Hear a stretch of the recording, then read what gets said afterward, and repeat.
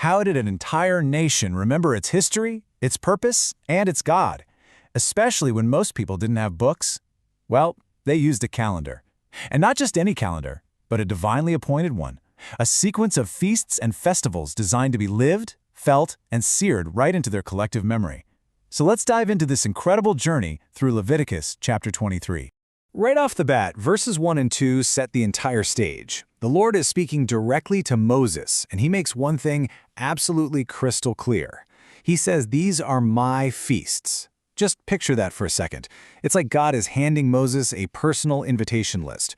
These aren't just cultural holidays or traditions they made up. Nope, these are divine appointments, holy gatherings that God himself has scheduled to teach his people who he is and who they are. Now, before we even get to the big annual festivals, God establishes the foundational rhythm. You could call it the very heartbeat of this sacred calendar, the weekly appointment. Verse 3 lays it out for us. 6 days shall work be done, but the seventh day is a Sabbath of solemn rest. I want you to really imagine this scene. It's the end of the sixth day, the sun sets, and across the entire nation, an incredible silence falls. Tools are put down, the potter's wheel stops spinning, the whole country takes a collective exhale. It's a complete stop designed to remind everyone, every single week, that their work doesn't save them. God is the one who created everything, and he's the one who provides. Okay, so from that weekly rhythm, we move to the annual feasts, and they kick off with the most dramatic event in Israel's history, their origin story, the Great Escape. Verse 4 just sets the schedule, saying, "These are the feasts of the Lord, which you shall proclaim at their appointed times."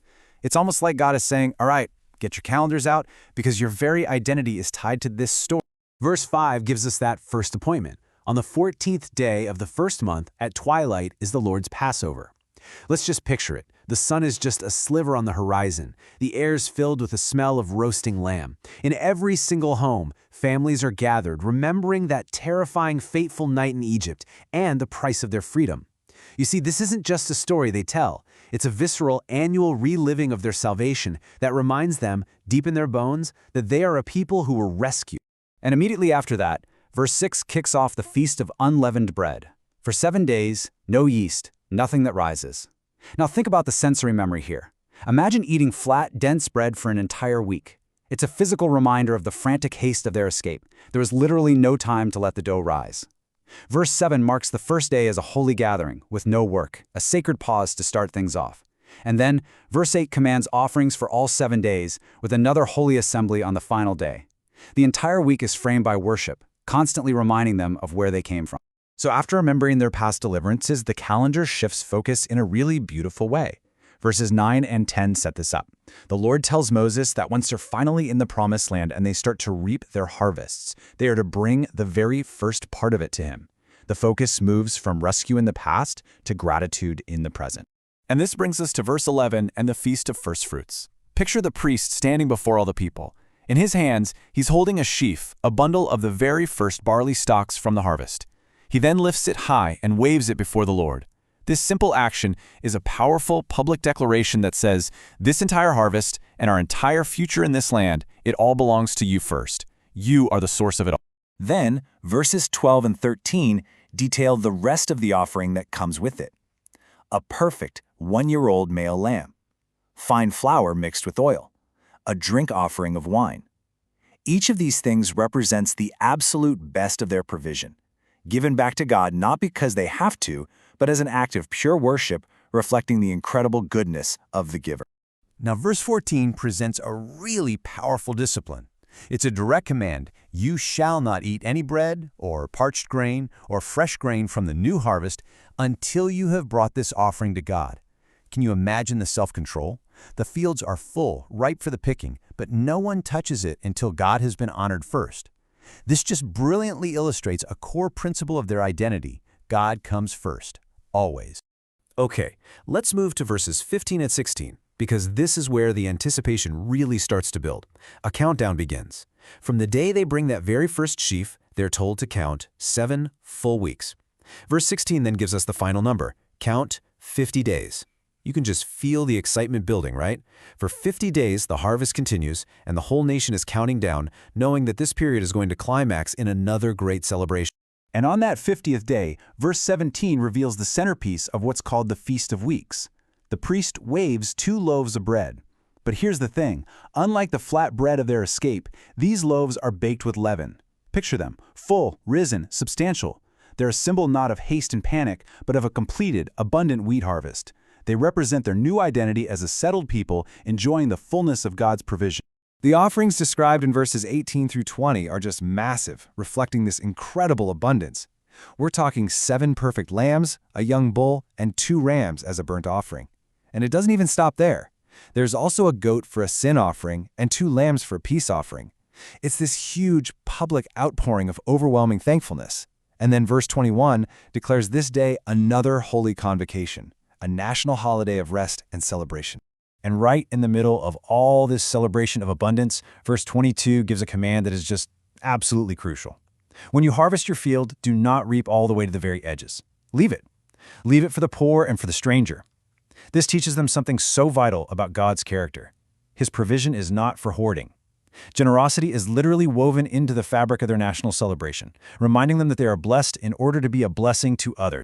Now, after all the joyful harvest feasts, the calendar takes a very solemn turn. Verse 23 signals this shift. It says, "And the Lord spoke to Moses," which is our cue that a new instruction is coming. The fall feasts are about to begin, marking a season of national introspection, repentance, and getting right with God. Verse 24 introduces the Feast of Trumpets. On the first day of the 7th month, a powerful sound would echo all across the land, the blast of the shofar. Picture it. This isn't music. It's a piercing, urgent blast. It's like a spiritual alarm clock, a call for everyone to wake up and pay attention. Verse 25 then commands a day of rest, setting this day apart to prepare for what's coming next. And following that wake-up call, verses 26 and 27 introduce the most solemn day of the entire year, the Day of Atonement. Its purpose is stated plainly, to make atonement for the nation before the Lord. This is the national day for getting things right with God, basically a spiritual reset button for the entire community. Verses 28 through 32 lay out the mandates for this day, and the language is severe. First, they must afflict their souls, which means fasting and deep, honest repentance. Second, they have to offer an offering by fire. And third, they are to do absolutely no work. The warning is stark. This is a day of total, absolute focus on spiritual cleansing and reconciliation with the God who saved them. No distractions. But after the deep solemnity of atonement, the calendar year concludes with the most joyful festival of them all. Verse 33 signals the final instruction, a celebration of God's constant presence and protection during their long journey. So verses 34 through 36 outline the Feast of Tabernacles. It starts on the 15th day of the month and lasts for 7 days. It's bracketed by a holy assembly on day 1 and a final sacred assembly on day 8. Now God makes a quick note here in verses 37 and 38, basically reminding them that these special feasts are in addition to their regular weekly Sabbaths. It's kind of like he's saying, hey, don't forget the basics. But let's get back to what they actually do during this amazing week, which verse 39 reintroduces.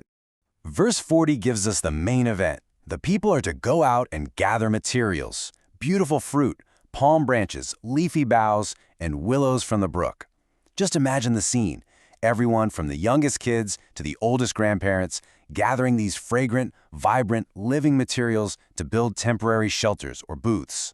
And then, verses 41 through 43 explain the powerful why behind all of this.